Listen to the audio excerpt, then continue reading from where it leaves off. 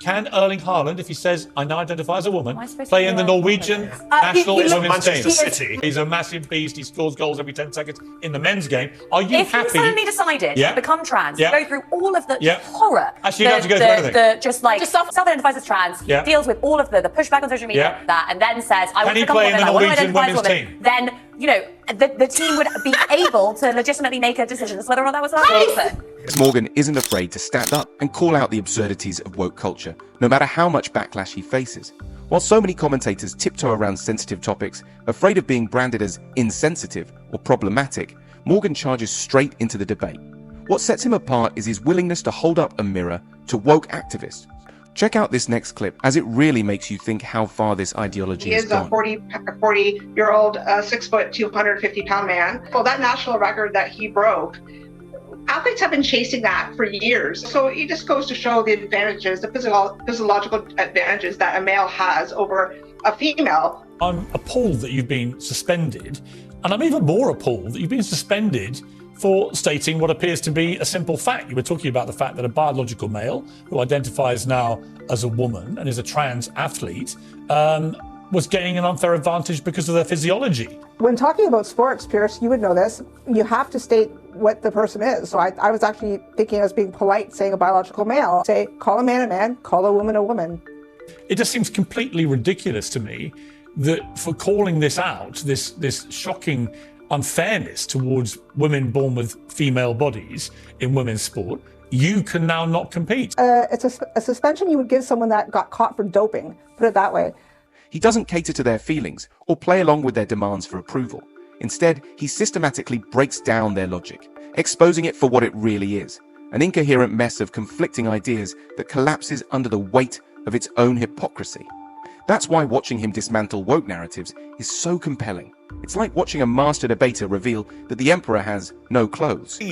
Sam Smith, he, they, them, she, whatever he currently calls himself, she does, they. Yeah. No, because he can't either. She can't, they can't either because they keep changing incorrect. their mind what they are. No, it's not their problem, it's your problem. Well, they was a gay man, came out as gay, then he said, actually, I'm now non-binary. Yes. Then something else. And now they have got the gall to come out and say that the So you're accepting about the sex discrimination that still exists. Classic that a woman, because and when the 5 best artist nominations actually turn out to be men that year, that's discrimination against women. What Piers Morgan does best is expose just how fragile the woke worldview really is. They parade around with a sense of moral superiority, acting as if their beliefs are unassailable truths. But the moment they're challenged with simple, straightforward questions, they start to stumble. That I support trans rights to fairness and equality, but in issues like sport and women's sport, not to the point where it starts to degrade the fairness and equality for women. You've competed as a man, hugely successfully, and now you've transitioned to be a woman. What is your view about this? You know, first of all, you're right. We have to do the best we can here, but I have said from the beginning, and I stand with it, that I don't want biological boys to compete against women and girls in sports. It's just not fair. Because of Leah Thomas at the University of Pennsylvania, she had been on the boys team just a few years earlier, but she dominated. She had gone through male puberty. Her lungs are bigger, her back's bigger, her hands are bigger. She just has a tremendous advantage in swimming. I have a problem with the NCAA. That we have to change the rules. We have to do a better job, because the bottom line is we have to keep it fair. Morgan's method is brutal in its simplicity. He asks them to clarify, to explain, to defend. And that's where things unravel. The woke talking points so confidently shouted in safe spaces suddenly lose all power when confronted by basic logic. You can see the panic set in as they struggle to reconcile their contradictory positions. In these moments, Morgan doesn't have to raise his voice or get personal. This next clip exposes the absurdity of woke-held beliefs it's really not with no funny logical when you backbone. get into the weeds of it. This is limitless self-identity gone bonkers. Being rolled out by very stupid people. Basically, everything has come unstuck in recent years by the ever-expanding alphabet acronym people, where the fight for gay rights and minority sexual rights turned into this demand, this claim The argument for gay rights was won by saying, we're just like the rest of you. It was also won by saying, you know, we just want to live and let live. Yet the gender ideologues have done something totally different. We are right and you have to agree with us. They say, we're here, and instead of saying we're here, we're queer, and just get used to it, it's we're here, and as a result, biological reality doesn't exist. Piers Morgan has repeatedly pointed out one of the most dangerous aspects of woke culture, its obsession with turning subjective feelings into universal law. In the woke worldview, if one person is offended, then the entire system must change to accommodate them. Morgan isn't having it.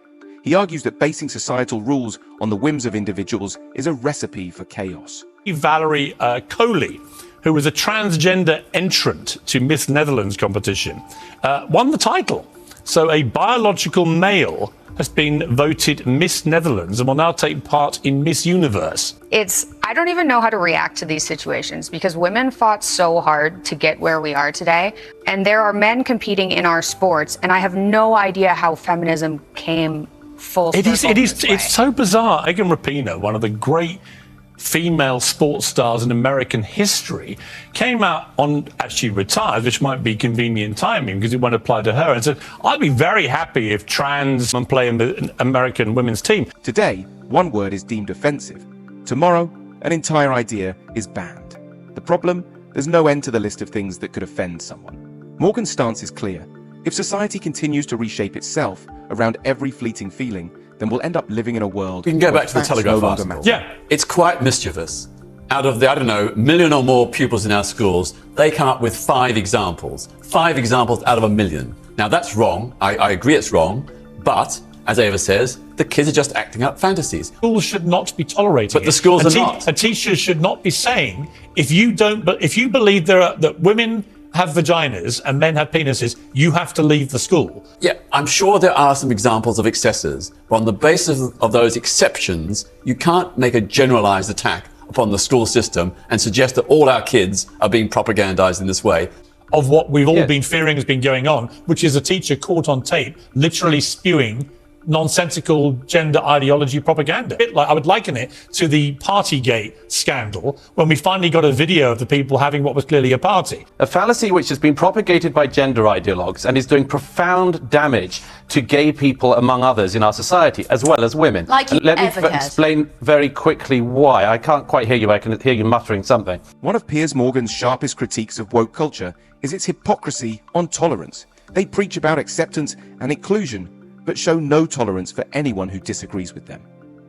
Morgan's method of exposing this hypocrisy is brutally effective. He simply lets them speak. Personal pronouns. I don't think it's kind to allow people to live in delusion. I don't know what a man and a woman is, okay?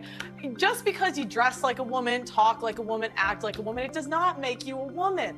And I am so tired of us allowing these people to let us live in delusion. They're not allowed to say, ladies and gentlemen, because there might be one person on the plane who says, whoa, hang on. I don't identify as a lady or a gentleman. Well, okay, fine, I don't care.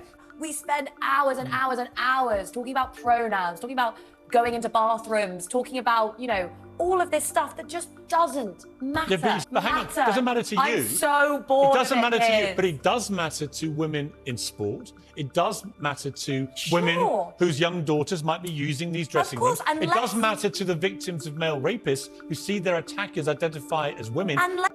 Time and again, self-proclaimed tolerant individuals reveal just how intolerant they are when faced with opposing viewpoints. Stay safe from the woke virus and stand your ground. If you want to see more beatdowns of a failed ideology, check out this next video. Please subscribe so we can promote free speech and restore normal order to our planet. Cue the outro song. We are the anti-woke police, here to save the world.